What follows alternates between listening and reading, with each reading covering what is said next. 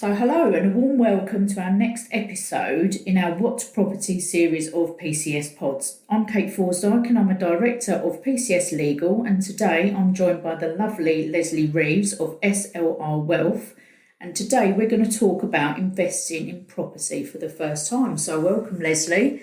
Hello. Thank you for coming in today. So when do you think is a good time to start investing in property? Well, I would say any time. Yeah. I started investing in property in 1979. So, the last sort of 44 years, I've been investing all the time. Yeah. Even, when people probably weren't thinking of investing in property. So, I think really there's never a right or wrong time to invest in property. It's whenever it's right for the person who's doing it for their circumstances. So any time is a good time to invest in property. Any time, brilliant. So if you were looking at, say, purchasing your first investment property, what do you think would be a better option, a leasehold or a freehold property? Well, it all depends on your strategy. And it all depends, if you are considering leasehold, the term of the lease. Yeah. The ground rent, maintenance charges. And is if that stacks up from a sums and figures point of view as to whether that's the right investment for you as leasehold. It's usually flats that are leasehold. Yeah. And I have some clients who will only invest in apartments. Right. But again, it's because it suits them in their strategy, because any grounds or anything are maintained.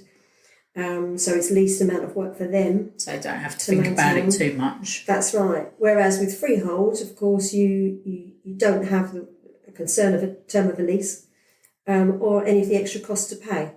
So both have benefits, massive benefits, and it's about whether the figures stack up and where you feel your money is invested most comfortably, leasehold or freehold. Okay. So do you think it's better to get like an older property that needs a bit of work to do up, or maybe a newly built one so you don't have to worry too much? Again, it does all depend on strategy. Older properties that need some work can add value to the property.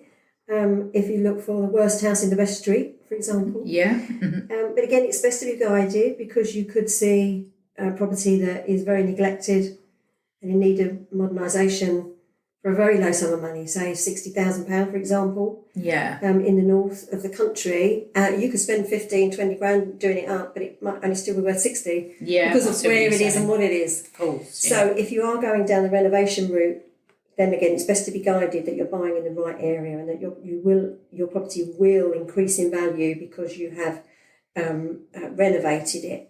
Okay. Whereas a new build or a newer property, if it's within the 10-year warranty, then that will save you spending money on it. Yeah. So a new property means that at the beginning you probably won't need to pay out so much money. Okay. But again, you may wait longer. Yeah, for you're property buying a premium, aren't you, really, for a newly built property? So yeah. So it will all depend again on your strategy. But if you are looking at renovating a property, you need to be careful of who you employ to renovate that. So if you are in the business anyway, building business, and you trust tradespeople, then it could be a great investment. If you don't, then again, you need to be guided on who to use to renovate your property. Yeah, no, that's good advice. So what properties do you feel make the most money, really? It's properties that are held long term make the most money, both capital growth wise and income wise too. Regardless of what's going on in the property market, you hold your property for a very long time. Yeah, so I'm talking 10, 15, 20 years. They're the properties, regardless of where they are really, that will make the most money over a longer period of time. Yeah. Okay, so if I was looking for a property to buy, would it be easier to get one near to where I live to make it easier to manage, or is there much risk if I go further afield to get more property for my money? I think when people are considering buying property, they need to consider it as a business. Of course. And not to be emotionally involved in it, emotionally connected to it. But some people are. And it's easy to do that and quite natural to do that. So people will tend to buy a property near where they are so they could just pop round and keep an eye on it. But it's not necessary really to do that. If you're buying a property that someone else is going to live in, as long as it's in the right place and it attracts the right sort of tenant and it's a good investment money-wise and money stack up, it really should be anywhere. It doesn't need to be sort of round the corner to where you live. Okay. So the risk of going further afield, as you say, is that can be avoided of any risk. It's just a risk of you not getting there if something needs doing. But then if you have it managed anyway, if it's not on your doorstep, you've got someone else looking after it anyway. You don't need to be around the corner to it. So I would say no, I don't think so. Okay, brilliant. So do you think it's advisable to get a managing agent involved to deal with the tenants and any repair works, or do you think it's more cost effective to do this yourself? I believe that if you are a new landlord, then it's always wise to employ a managing agent. Okay. Because they are experts in managing properties and you may not be. True. So with regards to cost effective, it may be more cost effective to get a managing agent in rather than you looking after the property yourself. Definitely. If you've not done it.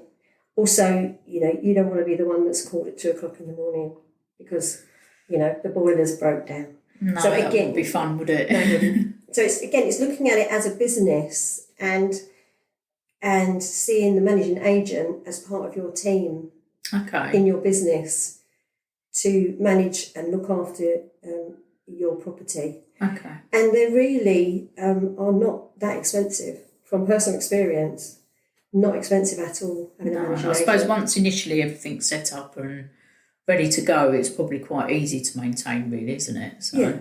It will be. And again, it's all down to the property, making sure that you've got a property that's that's in very good condition anyway. Yeah. Then there's very little maintenance works to do. But obviously, if you hold the property long term, which we always encourage, then there will be things to do. And also, there's the tenant needs to be considered and looked after. But I always think it's best to get an agent to do that for you. Yeah. Because that's their field, that's what they're experts in, as long as they're reputable.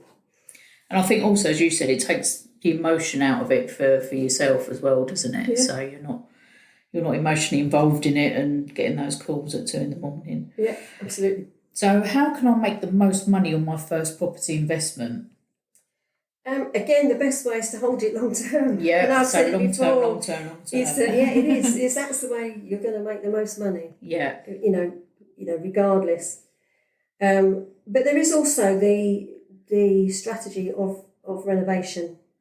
So if you're limited on budget, to buy your first property, but again you have the right team around you. Yeah. Of where to buy, what to buy, and the tradespeople to renovate. Okay.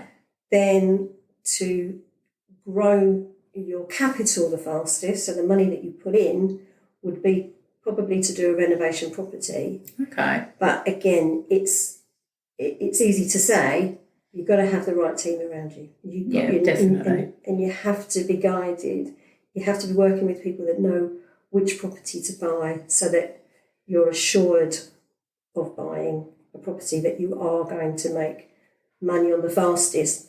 But again, I would always say the most money you'll ever make on a property, whether it's your first or your last, is to hold it long term. Yeah, okay, brilliant.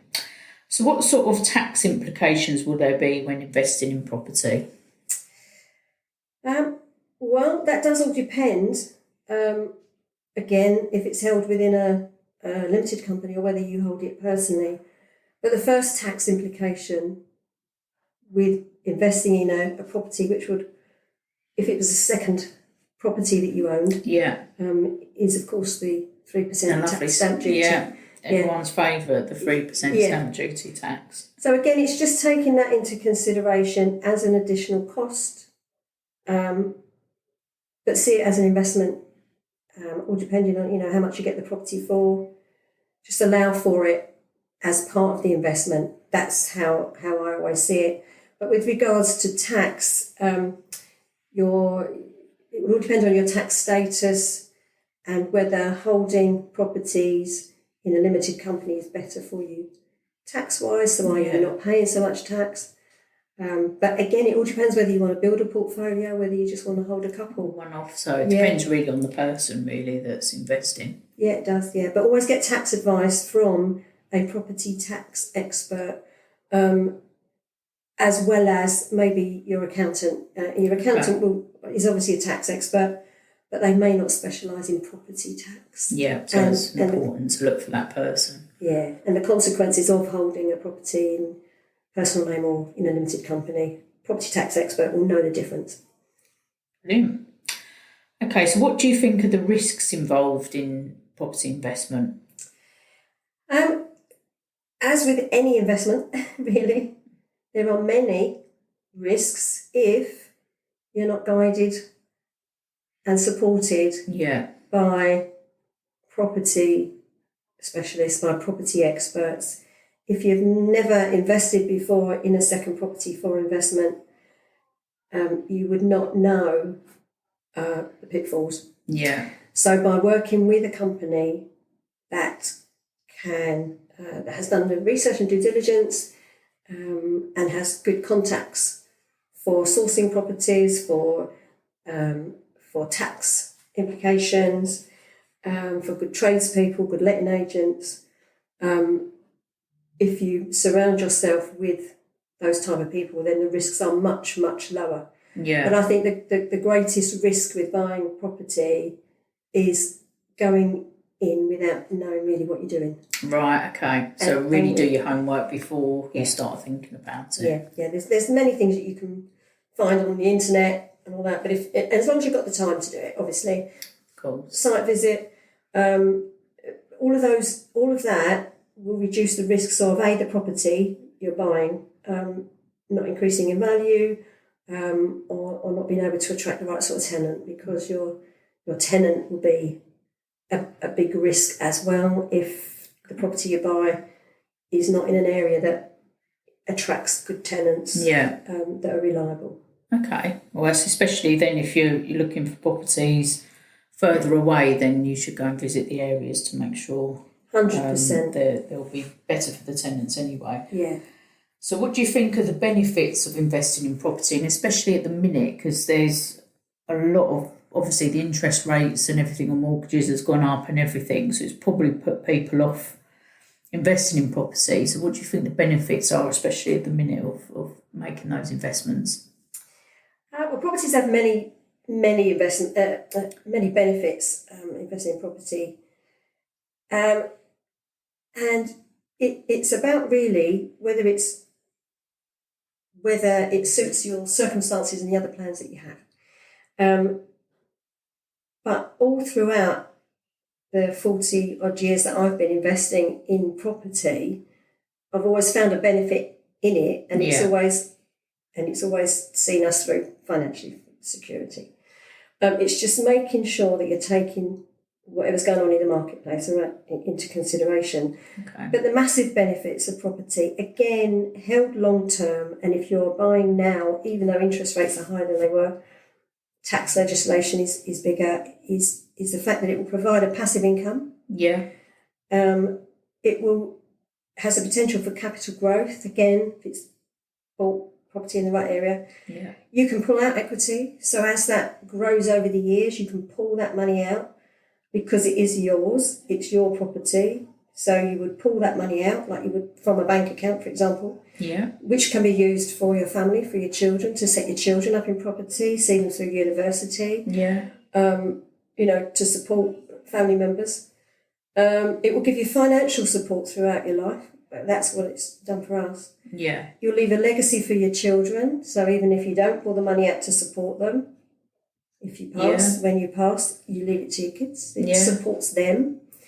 And you can do repeat investment to diversify your portfolio and also to invest in other things, not just property, because a portfolio should include different assets, not just property, but the property will be the stabilising asset in any portfolio. And when I say repeat investment to diversify, I mean you can pull money out to then buy further property, so that you're not just relying on one property to provide all those things for you. So the benefits are massive.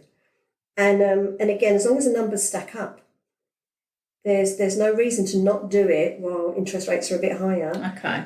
Or tax legislation changes, or there's more tax, or whatever. You just take it into consideration. Yeah. The numbers stack up. If the numbers work out, then it will always be a benefit. Yeah.